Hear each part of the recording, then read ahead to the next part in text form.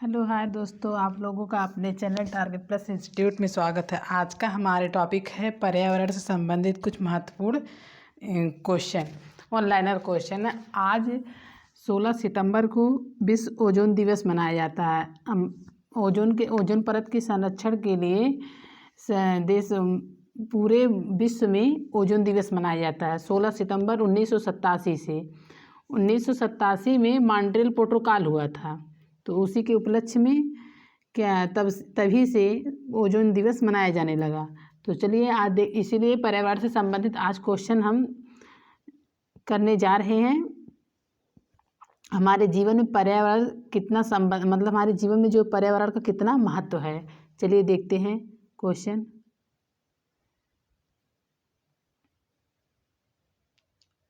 One संरक्षण अधिनियम कब मनाया गया? वन संरक्षण अधिनियम कब बना? वन संरक्षण अधिनियम कब बना? 1980 में बना। वन्य जीव संरक्षण अधिनियम कब बना? वन्य जीव, वन अलग है, वन्य जीव अलग है, तो वन्य जीव कब बना? 1972 में। वन संरक्षण अलग है और वन्य जीव जो है वो अलग है, तो दोनों में डिफरेंस है। वन संरक्षण 1980 में है और वन्य जीव कब है? 1972 में। इसका मुख्यालय कहाँ है? नैरोबी में। कहाँ? नैरोबी में। ये कहाँ पड़ता है? केन्या। ठीक, तो वन जीव संरक्षण अधिनियम 1972 में, वन संरक्षण अधिनियम 1980 में। चलिए देखते हैं आगे। पर्यावरण क्या है? अब पर्यावरण किससे बना है? पर्यावरण जो है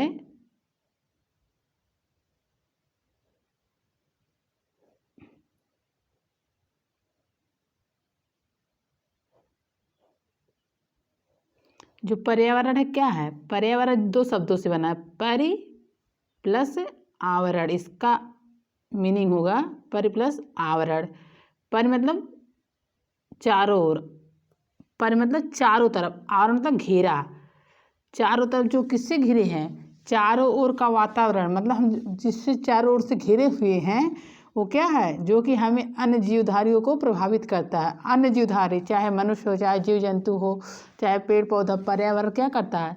सभी को प्रभावित करता है। तो हमारे चारों ओर का वातावरण जो हमें अन्य जीवधारियों से प्रभावित करता है क्या कहलाता है? पर्यावरण कहलाता है। क्या कहलाता है? पर्यावरण कहलाता है। चलिए आगे क्वेश्चन देखते हैं। किस वृक्ष को पर्यावरण संकट माना जाता है? यूकेलिप्टस। इसका हिंदी क्या नाम है? सफ़ेदा। यूकेलिप्टस, सफ़ेदा। ये भूमि को क्या कर देता है? बंजर बना देता है। भूमि को क्या कर देता है? भूमि को बंजर बना देता है। इसे पर्यावरण का आतंक कहा जाता है। क्या कहा जाता है? पर्यावरण का आतंक कहा जाता है। तो विश्व जो वृक्ष को पर्यावरण संकट माना जाता है वो यूकेलिप्टस को माना जाता है। ये हमारे वातावरण के लिए अच्छा नहीं होता है। ये जहाँ लगाया जाता है वहाँ के आसपास की बहुत दूर तक के क्षेत्रों को क्या कर देता है? बंजर, उसकी भूमि को बंजर बना देता है। वहाँ के पानी को सोख लेता है। ये पानी को बहुत अधिक मात्रा में सोखता है, तो इसे पर्यावरण का आतंक कहा जाता है इस वृक्ष को। और भूमि को बंजर बना देता है, इसीलिए इसको पर्यावरण संकट माना जाता है। चलिए आगे क्वेश्चन देखते हैं। देखिए, सर्वाधिक ओजोन क्षयकारी गैस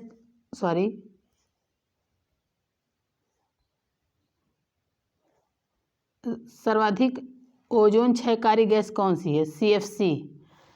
सीएफसी जो है वो हमारे ओजोन परत को क्या करती है? ओजोन परत को प्रभावित करती है। क्या करती है?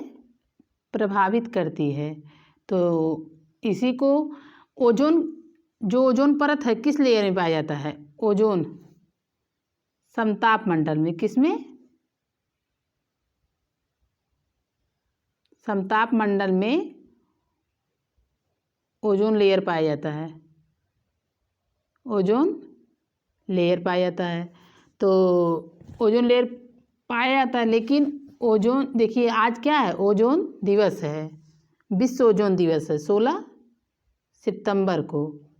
और कब से मनाया जाता है? 1987 में एक मॉन्ट्रियल प्रोटोकॉल समझौता हुआ था। मॉन्ट्रियल प्रोटोकॉल काल समझौता हुआ था, मॉन्ट्रियल प्रोटोकॉल, मॉन्ट्रियल प्रोटोकॉल समझौता हुआ था, कहाँ है, कनाडा में, कहाँ है, कनाडा में। तभी से 16 सितंबर 1987 से ओजोन दिवस मनाया जाने लगा। तो इस सर्वाधिक CFC कहाँ पाई जाती है, रेफ्रिजरेटर में, कहाँ, रेफ्रिजरेटर मतलब फ्रिज में, हाँ, और किसमें, AC में।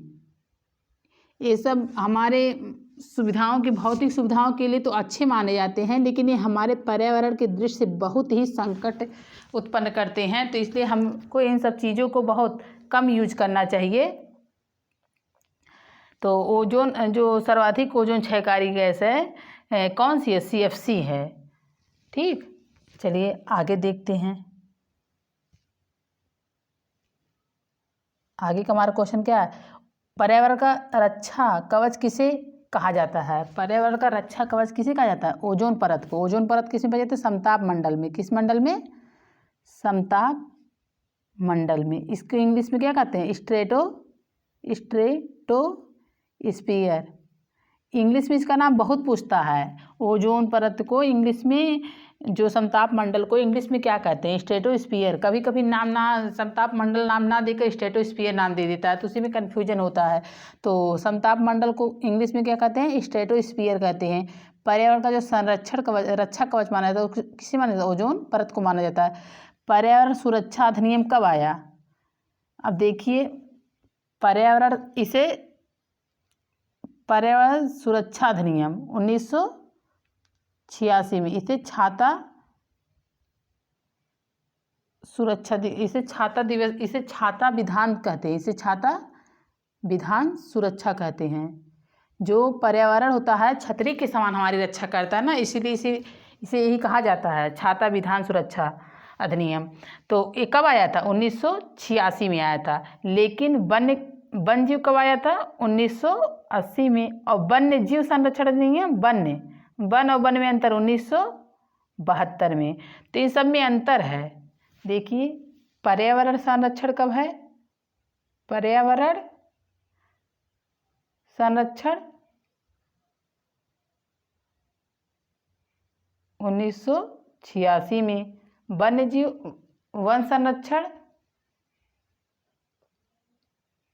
1980 में। और वन्य जीव संरक्षण, इसमें वन में रहने वाले जीवों का संरक्षण जो है कब आया था, 1972 में। सबकी डेट क्या है, अलग अलग है, क्या है, अलग अलग है। ठीक, तो चलिए आगे क्वेश्चन देखते हैं। जल संरक्षण प्रदूषण संरक्षण अधिनियम कब आया। अब देखिए, जल संरक्षण अलग है एवं प्रदूषण संरक्षण दोनों एक ही साथ आया था। कब आया था, 1974 में आया था। कब आया था, 1974 में। तब से क्या, जल संरक्षण पे हमारा क्या गवर्नमेंट क्या है, ध्यान देने लगी।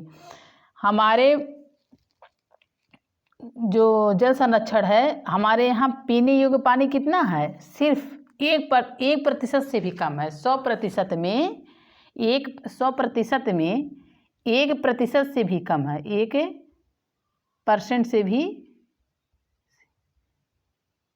कम है पीने योग्य पानी। ठीक, पीने योग्य पानी।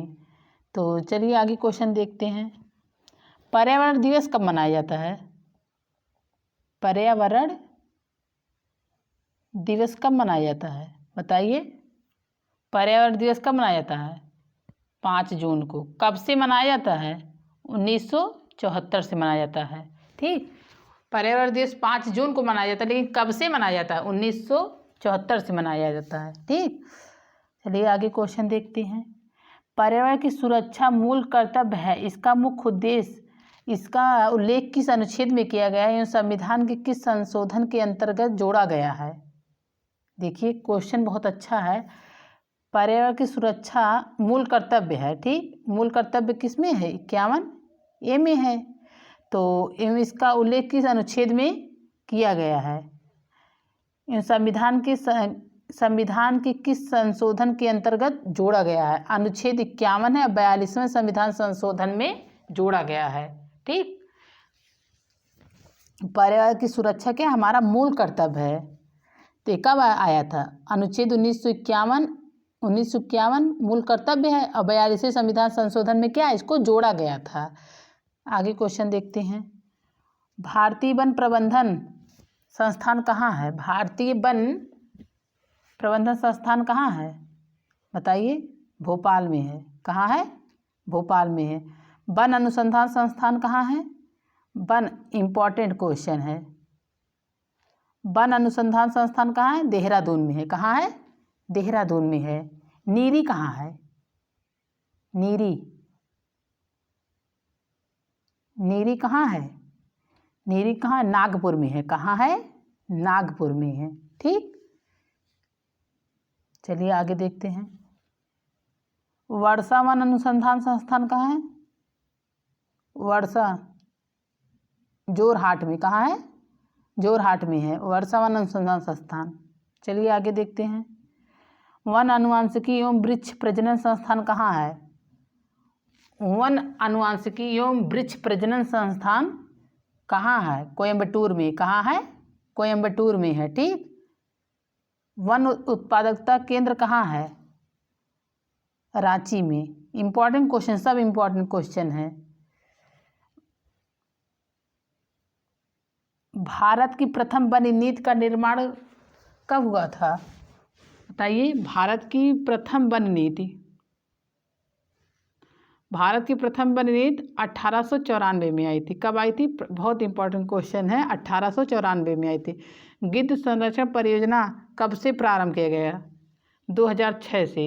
एक गिद्ध हमारे लिए क्यों इम्पोर्टेंट है बताइए? इसे पर्यावरण का सफाई कर्मी कहा जाता है। सफाई कर्मी, ये जो सड़े गले जीव जंतु जो मरते हैं इनको क्या करता था?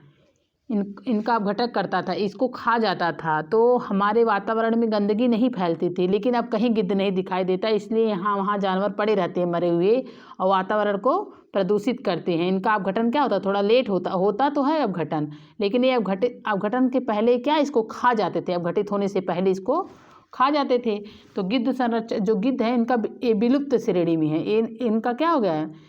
ये विलुप्त हो गए हैं गिद्ध। तो तभी से जब विलुप्त होने लगे तभी से क्या इसके संरक्षण की योजना दिमाग में चलने लगी। तो ये कब से मनाया जाता? 2006 से। गैंडा संरक्षण परियोजना कब हुआ? कब से शुरू हुआ गैंडा? 1987 से, जब मॉन्ट्रियल प्रोटोकॉल आया था। मॉन्ट्रियल प्रोटोकॉल जब आया था प्रोटोकॉल, तभी से क्या है इसका संरक्षण चलने लगा था। चलिए आगे क्वेश्चन देखते हैं। कछुआ संरक्षण परियोजना कब शुरू हुई थी बताइए? 1975 में। जितना पर्यावरण में हमारे पेड़ पौधे आवश्यक होते हैं उतनी ही मात्रा में जीव जंतु भी हमारे वातावरण को क्या शुद्ध रखने में सहायक होते हैं। इसलिए हमें जीव जंतुओं इन सब का क्या करना चाहिए? क्या ध्यान रखना चाहिए? इनको किसी प्रकार के हानि नहीं पहुंचाना चाहिए। जैसे कछुआ हुआ, गैंडा हुआ, गिद्ध हुआ, ये सब क्या होते हैं? पर्यावरण के लिए बहुत ही लाभकारी होते हैं। चलिए आगे देखते हैं क्वेश्चन। बाघ संरक्षण परियोजना कब से शुरू हुई? बाघ संरक्षण 1973 से। कब से? 1973 से शुरू हुई। वन्य जीव कब आया था? 1972 में। लेकिन बाघ देखिए, वन्य जीव कब आया था? वन्य जीव, इसी में कन्फ्यूजन होता है। वन्य जीव 1972 में, लेकिन बाघ संरक्षण 1973 में। सबसे अधिक बाघ कहाँ है? मध्य प्रदेश में। कहाँ है? मध्य प्रदेश में। ठीक, केंद्रीय मरु से क्षेत्र अनुसंधान संस्थान कहाँ है? केंद्रीय मरु क्षेत्र अनुसंधान संस्थान कहाँ है? जोधपुर। कहाँ? जोधपुर कहाँ है? राजस्थान में। विश्व वन्यजीव संरक्षण कोष कहाँ पर स्थित है? विश्व वन्यजीव संरक्षण कोष कहाँ स्थित है? स्विट्जरलैंड में। कहाँ है? स्विट्जरलैंड में। ठीक, ये कोष है। लेकिन 1972 में वन्यजीव संरक्षण अधिनियम आया था। इसका मुख्यालय कहाँ है? केन्या में है। कहाँ है? केन्या में है। केन्या कहाँ पड़ता है? नैरोबी की केन्या में है। ठीक, मॉन्ट्रियल प्रोटोकॉल संबंधित है। देखिए 1987 में आया था, ओजोन परत से संबंधित है। 16 सितंबर को मनाया जाता है। 16 सितंबर को वियना समझौता कब हुआ था? 1985 में, 1985 में वियना समझौता। ये सब इम्पोर्टेंट क्वेश्चन है, कोई किसी क्वेश्चन को इग्नोर नहीं किया जा सकता है, सब के सब इम्पोर्टेंट क्वेश्चन है। पृथ्वी शिखर सम्मेलन कब आयोजित किया गया था? 1992 में। 1992 में। देखिए पहले 1972 में क्या आया था? 1972 में वन्यजीव आया था। 20 साल पूरा होने के बाद पृथ्वी शिखर सम्मेलन आया था। फिर 2002 में क्या आया था? जैव विविधता आया था, जैव विविधता। ठीक, तो इसी प्रकार हर 20 वर्ष पे कुछ न कुछ सम्मेलन होता है। तो पृथ्वी शिखर सम्मेलन जो है 1992 में हुआ था, और 1972 में वन्यजीव संरक्षण आता था। फिर 2002 में क्या हुआ था? जैव विविधता अधिनियम आया था, जैव विविधता अधिनियम आया था। जैव विविधता दिवस कब मनाया जाता है? आप लोग बताइए, जैव विविधता अधिनियम जो दिवस है वो कब मनाया जाता है? पृथ्वी शिखर सम्मेलन किस शहर में आयोजित किया था? रियो डी जेनेरियो में। कहाँ? रियो डी जेनेरियो में। किस शहर में पूछा है? तो रियो डी जेनेरियो में। बताइए ये शहर कहाँ पड़ता है? आप लोग कमेंट बॉक्स में इसका आंसर बताएंगे। रियो डी जेनेरियो कहाँ पड़ता है? क्योटो प्रोटोकॉल संधि किस वर्ष से लागू हुई थी? क्योटो प्रोटोकॉल संधि जो है 2005 से लागू हुई थी। किससे संबंधित है? कार्बन से। कब, किससे संबंधित है? कार्बन उत्पादन को क्या करना? कम करना, उत्पादन को कम करना। ये क्योटो प्रोटोकॉल उससे संबंधित है। चलिए आगे देखते हैं। 5 जून को विश्व पर्यावरण दिवस किस सम्मेलन में घोषित किया गया था? स्टॉकहोम सम्मेलन में 1972।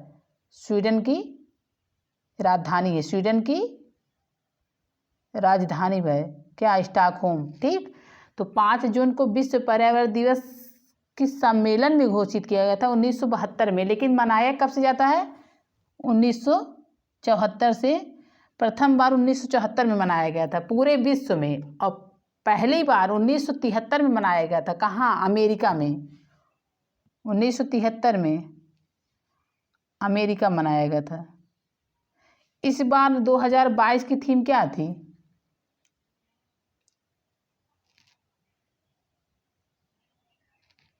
जो 5 जून को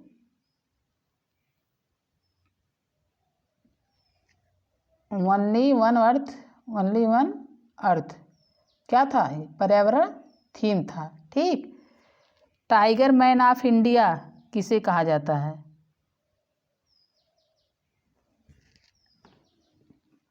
टाइगर मैन ऑफ इंडिया किसे कहा जाता है? कैलाश सांकला को। किसे? कैलाश सांकला को कहा जाता है। जल पुरुष किसे कहा जाता है? जल पुरुष राजेंद्र सिंह को। किसको? जल पुरुष किसे कहा जाता है? राजेंद्र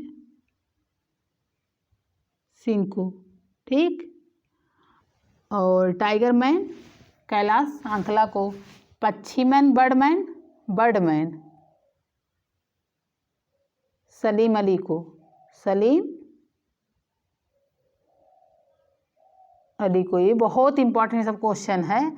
भारत में हरित क्रांति के जनक कौन है? ये पूछा क्या है? भारत में हरित क्रांति के जनक, इंपॉर्टेंट क्वेश्चन है।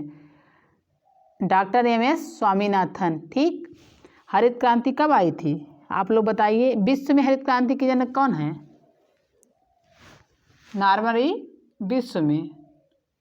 नॉर्मन ई बोरलॉग, ये विश्व में है। ठीक, विश्व में हरित क्रांति के जनक नॉर्मन ई बोरलॉग। लेकिन भारत में हरित क्रांति के जनक डॉक्टर MS स्वामीनाथन। चलिए आगे क्वेश्चन देखते हैं। भारत में पारिस्थितिकी के जनक कौन है? डॉक्टर रामदेव मिश्रा। रामदेव बाबा नहीं, रामदेव मिश्रा है। भारत में पारिस्थितिकी के जनक कौन है? रामदेव मिश्रा।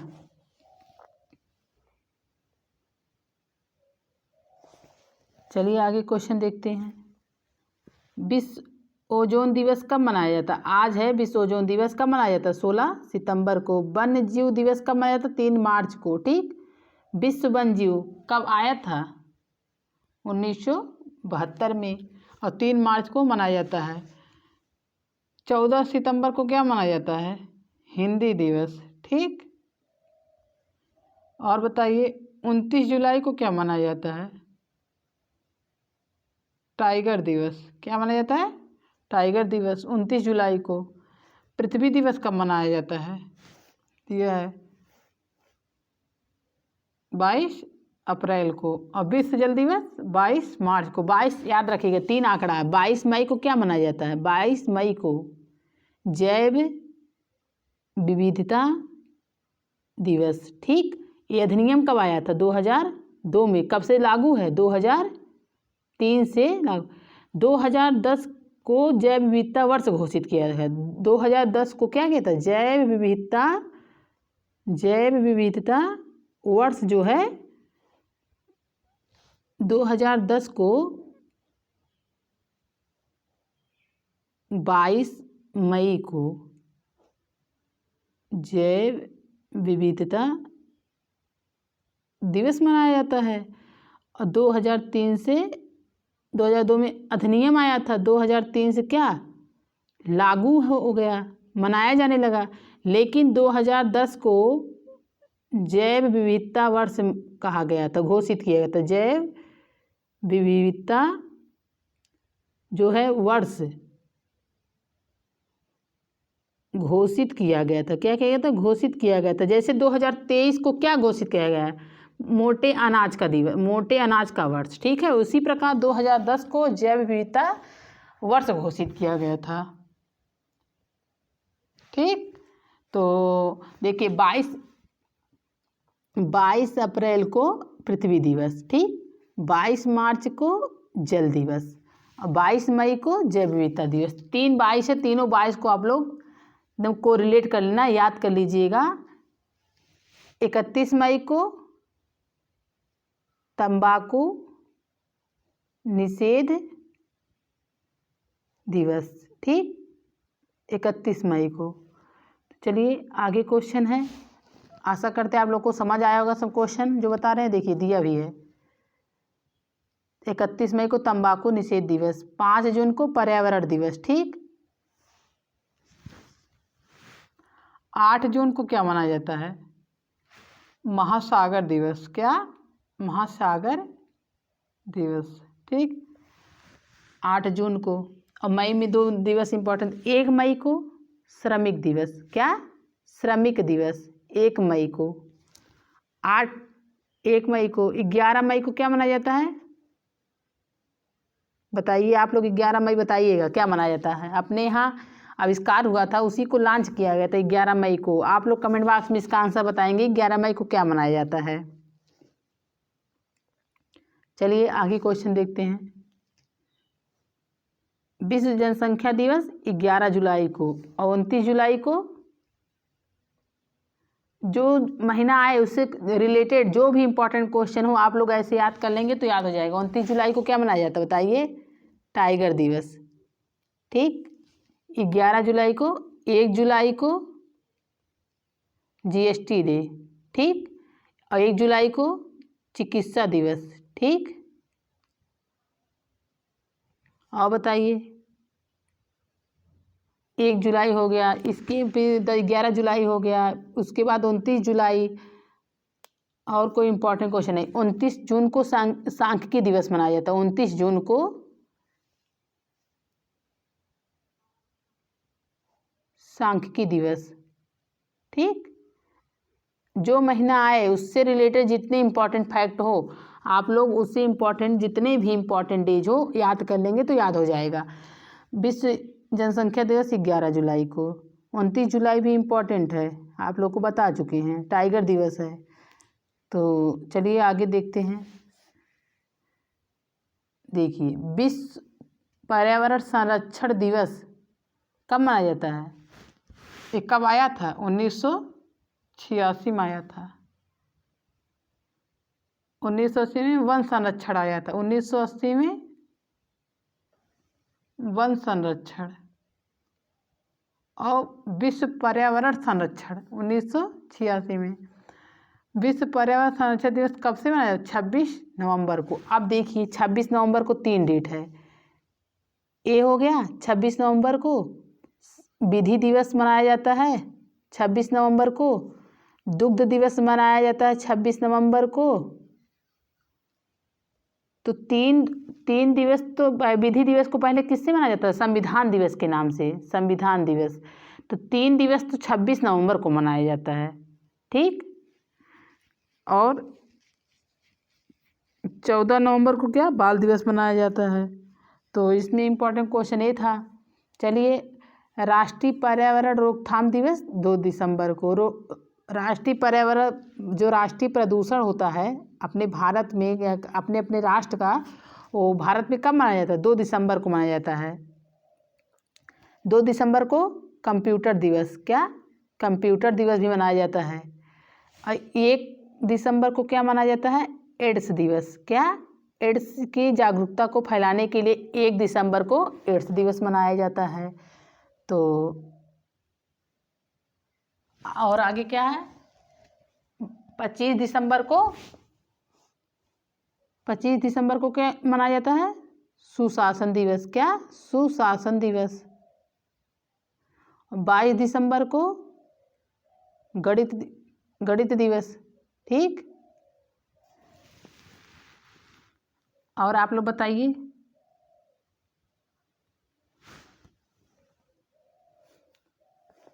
राष्ट्रीय प्रदूषण रोकथाम दिवस 2 दिसंबर को। कंप्यूटर दिवस भी 2 दिसंबर को।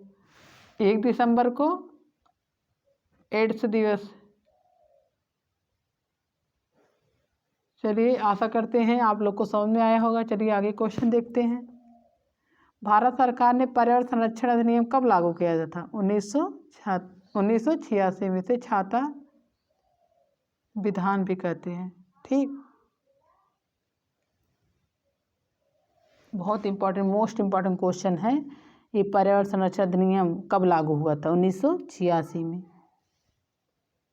चलिए आगे क्वेश्चन देखते हैं। एक्स किरणों की खोज किसने की थी? विलियम रोंटगेन ने की थी एक्स किरणों की खोज, ठीक।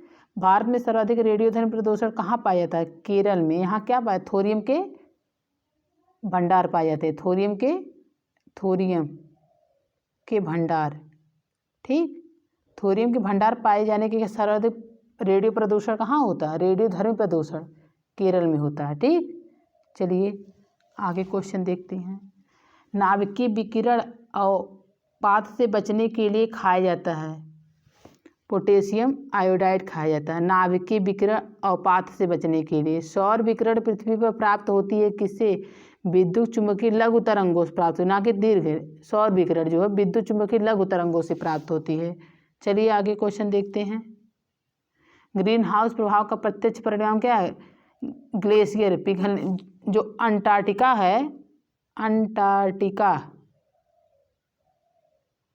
अंटार्कटिका ये उत्तरी और दक्षिणी ध्रुव जो होता है, उत्तरी ध्रुव पे ज़्यादा पिघल रहा है। कहाँ? उत्तरी ध्रुव पे। तो जो वहाँ की बर्फ़ है वो पिघल रहे हैं। किसका प्रभाव है? ग्रीन हाउस प्रभाव। ग्रीन हाउस जो है उसी का प्रभाव। वहाँ ग्लेशियर क्या है? धीरे धीरे पिघल रहे हैं। तो यहाँ जो अंटार्कटिका है उत्तरी ध्रुव पे भी देखा गया है क्या, वहाँ की परत में क्या हुआ? होल हुआ है। तो ये सब किसका प्रभाव है? ग्रीन हाउस का प्रभाव है, ठीक। चलिए आगे देखते हैं। उपग्रह संचार में किस तरंग का प्रयोग किया जाता है? माइक्रोवेव। किसका? माइक्रोवेव। ये किस मंडल में किया जाता है? आयन मंडल में। किसमें? आयन मंडल में, ठीक। टीवी पर पारे में किन तरंगों का प्रयोग किया जाता है? टीवी पर सारे किन तरंगों का प्रयोग किया जाता है? रेडियो तरंगों का। किसका? रेडियो तरंगों का। जो टीवी का रिमोट होता है, रिमोट, अब जो आप रूम में बैठे बैठे किसी भी चैनल को बदल देते हैं, कहीं भी बैठे रहें, एक रेंज जो होती है, उसकी रेंज जो होती है उसकी सीमित मात्रा में, तो उसमें कौन सी किरण पाई जाती है? अवरक्त किरण। कौन सी किरण? अवरक्त किरण, ठीक। चलिए आगे देखते हैं। कोहरे के आर पार देखने में सहायक होता है। कोहरे के आर पार देखने में औरत किरण सहायक होता है। भारतीय वन संरक्षण का मुख्यालय कहाँ है? देहरादून में। इंपॉर्टेंट क्वेश्चन है। भारतीय वन संरक्षण अधिनियम संरक्षण का मुख्यालय कहाँ है? देहरादून में। चलिए, भारत का पर्यावरण शिक्षा केंद्र कहाँ है? अहमदाबाद में। शिक्षा केंद्र, पर्यावरण से संबंधित शिक्षा केंद्र है कहाँ है? अहमदाबाद में। पर्यावरण का रक्षा कवच क्या है? ओजोन परत। अभी ऊपर एक क्वेश्चन था। चलिए, भविष्य का ईंधन हाइड्रोजन को कहा जाता है। जो ये जीवाश्म ईंधन है धीरे धीरे समाप्त हो जाएंगे। क्या होंगे? धीरे धीरे एक दिन ऐसा आएगा, क्या होगा? समाप्त हो जाएगा। तो इसीलिए क्या भविष्य का ईंधन किसे कहा जाता है? हाइड्रोजन को। सौर ऊर्जा को। किसको? सौर ऊर्जा को, जो सूर्य से प्राप्त होता है। और इन सबसे क्या प्रदूषण भी कम मात्रा में होगा। और ये जो आजकल पेट्रोल जीवाश्म ईंधन का प्रयोग हो रहा है हमारे पर्यावरण पर, क्या बहुत प्रभाव पड़ता है। भारत में सबसे अधिक वन किस प्रदेश में है? मध्य प्रदेश में है। और टाइगर स्टेट भी कहा जाता है। टाइगर स्टेट भी कहा जाता है किसे? मध्य प्रदेश को।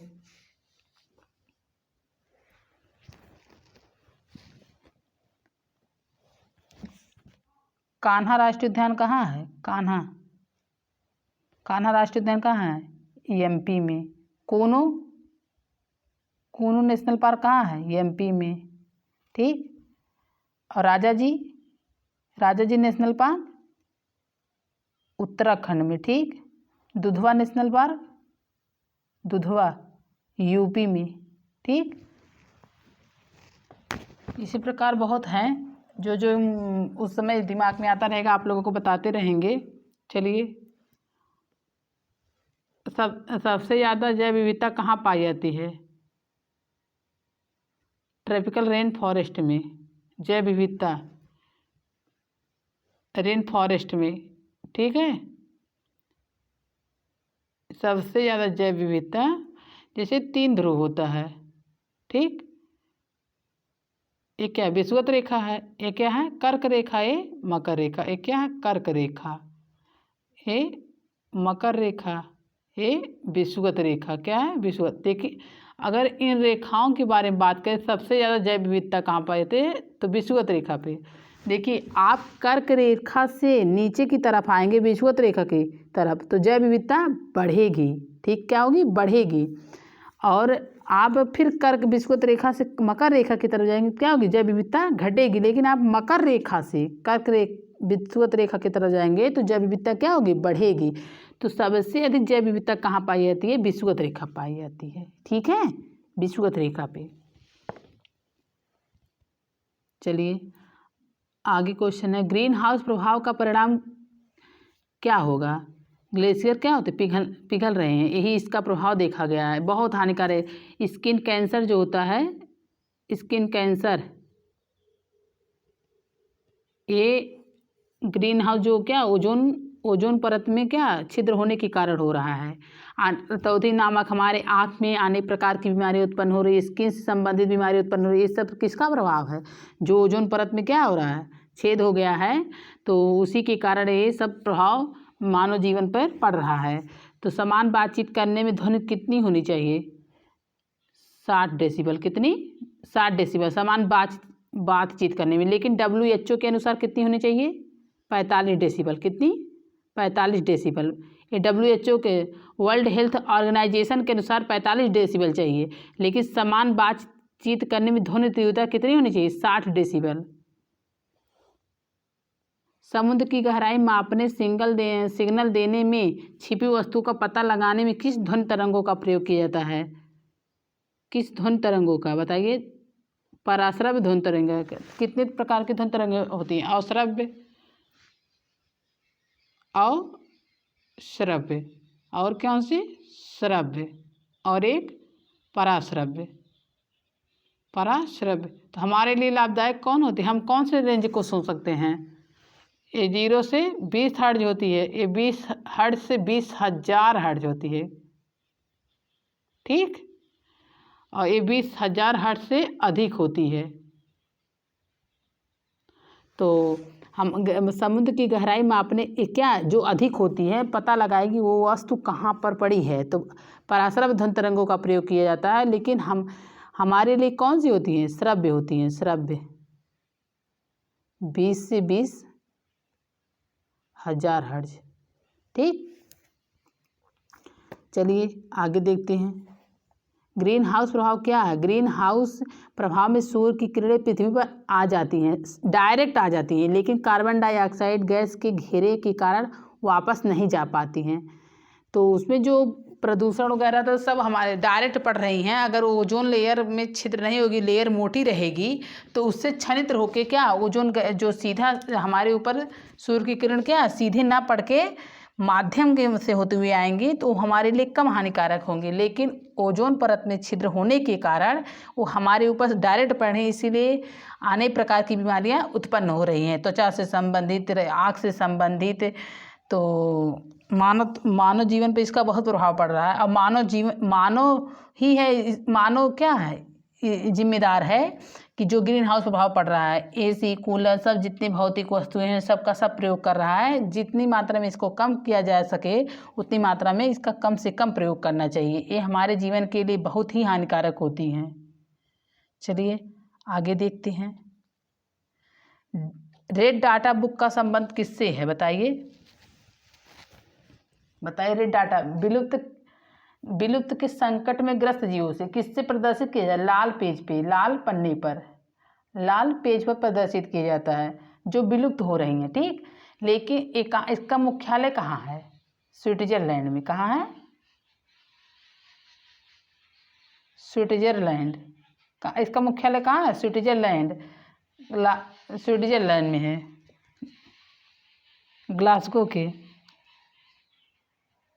ग्लासगो, स्विट्जरलैंड के ग्लासगो में है। और लाल पेज पे क्या कहती है? प्रकट की जाती है। कब आया था? 1948 में आया था। कब आया था? 1948 में। ग्रीन पीस क्या है? पर्यावरण योजना है। कहाँ मुख्यालय है? नीदरलैंड में।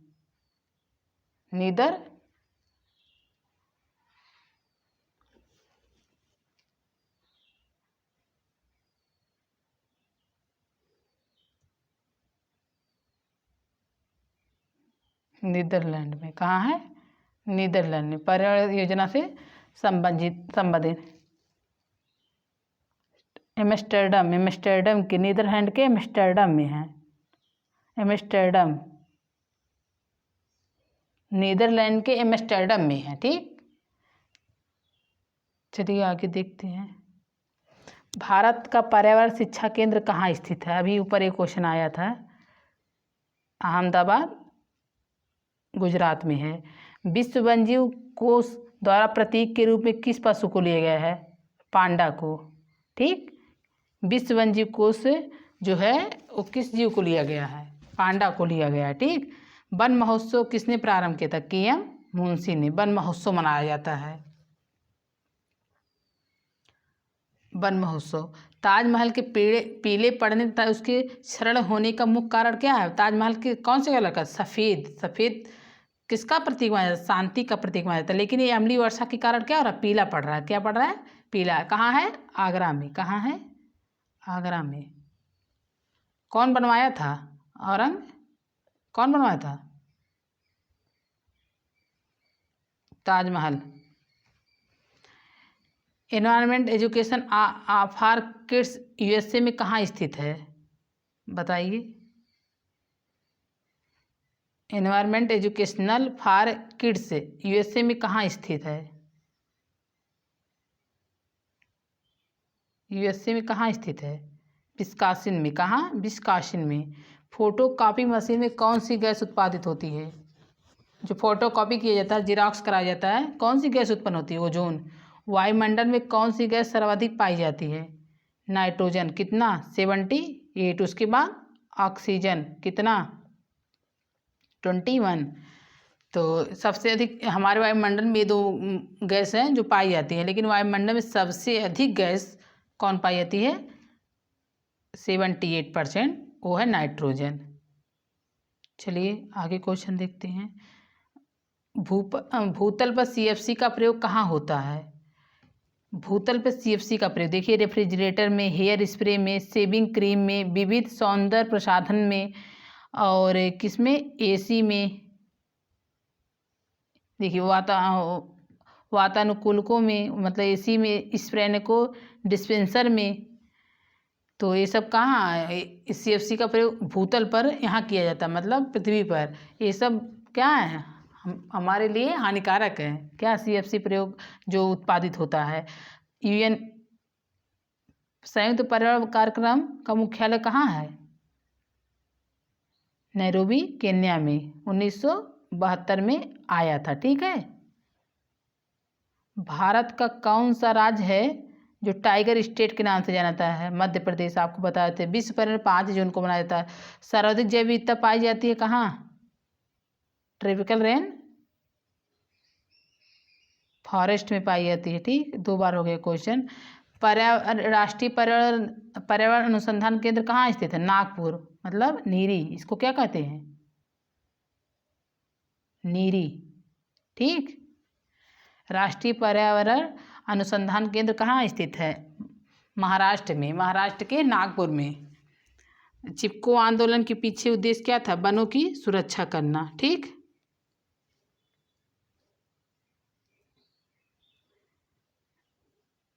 Carbon dioxide, sulphur dioxide, carbon monoxide द्वारा प्रदूषण होगा, वायु प्रदूषण होगा।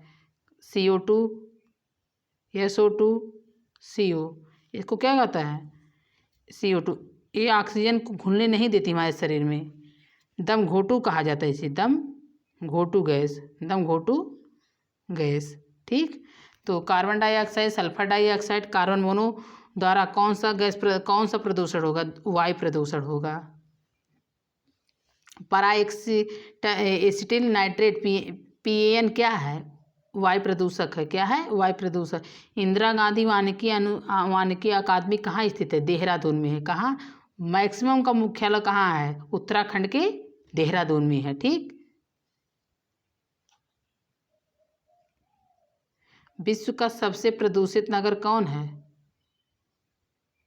इस समय तो दूसरा है, एक करंट का नहीं है। विश्व का सबसे प्रदूषित नगर कौन है? Mexico city. सिटी है, प्रदूषित नगर है। लेकिन अब राजधानी कौन सी है? दिल्ली। राजधानी में अगर पूछा तो दिल्ली सबसे प्रदूषित है। ठीक। जल प्रदूषण को मापने के लिए कौन सा परीक्षण किया जाता है? बायोकेमिकल ऑक्सीजन, BOD का। किसका? BOD का, बायोकेमिकल ऑक्सीजन डिमांड। भारतीय वन संरक्षण का मुख्यालय कहाँ स्थित है? देहरादून में। ठीक। ओजोन को मापने के लिए किसका प्रयोग किया जाता है? ओजोन गैस का डॉप्सन इकाई में, डॉप्सन में मापा जाता है। किसमें? डॉप्सन में। ठीक। चलिए आगे देखते हैं।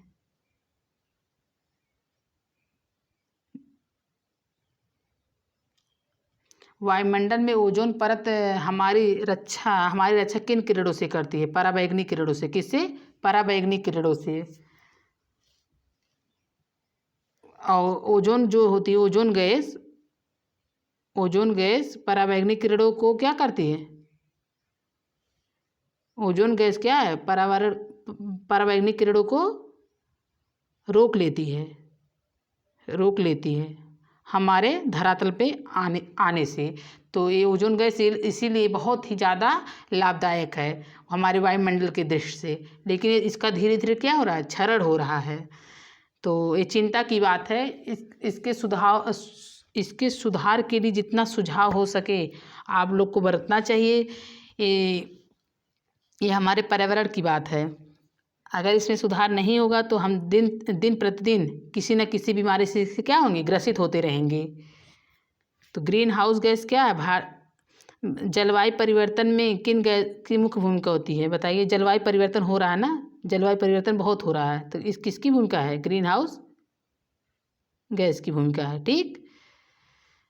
भारतीय वन प्रबंधन संस्थान कहाँ है? भोपाल में है। चलिए, मानव द्वारा निर्मित उपग्रह कहाँ स्थापित होते हैं? ब्रह्मांड, वायुमंडल में। इन सबसे भी पर्यावरण प्रदूषण फैल रहा है। भारत में वृक्षों का आदमी किसे कहा जाता है? सुंदरलाल बहुगुणा का क्या किए थे? चिपको आंदोलन 2022 में इनकी क्या हो गई, 2022 में इनकी मृत्यु हो गई, ठीक, जनवरी में। तो सुंदरलाल बहुगुणा जी की मृत्यु हो गई है कब, जनवरी में 2022 में। चिपको आंदोलन इसी से संबंधित है। भारत में वृक्षों का आदमी किसे कहा जाता है, सुंदरलाल बहुगुणा को कहा जाता है। ग्रीन हाउस प्रभाव के कारण पृथ्वी का तापमान बढ़ता है या घटता है, अब बताइए। ग्रीन हाउस गैस बढ़ेगा, प्रदूषण बढ़ेगा, कार्बन डाइऑक्साइड की मात्रा हमारे वातावरण में बनी रहेगी, तो तापमान क्या घटेगा, नहीं, तापमान क्या होगा, बढ़ेगा। तो क्लोरोफ्लोरोकार्बन किन गैस का संयुक्त रूप है, क्लोरीन एवं कार्बन का, किसका, क्लोरीन एवं कार्बन का। भारत सरकार द्वारा केंद्र में पर्यावरण विभाग की स्थापना किस वर्ष की गई थी, 1980 में पर्यावरण विभाग की स्थापना की गई थी। वन संरक्षण भी आया था कब, वन संरक्षण 1980 में, ठीक, वन जी 1972 में। देश का पारिस्थितिकी अनुसंधान एवं प्रशिक्षण केंद्र कहाँ स्थित है, बेंगलोर, कर्नाटक में है। इसे वेलिकन सिटी भी कहा जाता है। वेलिकन सिटी किसे कहा जाता है, कर्नाटक को। वेलिकन सिटी के नाम से किसे जाना जाता है, कर्नाटक के बेंगलुरु को कहा जाता है। आकाश नीला किसके कारण दिखाई देता है, प्रकीर्णन के कारण। किसका प्रकीर्णन सबसे अधिक होता है, प्रकीर्णन जो है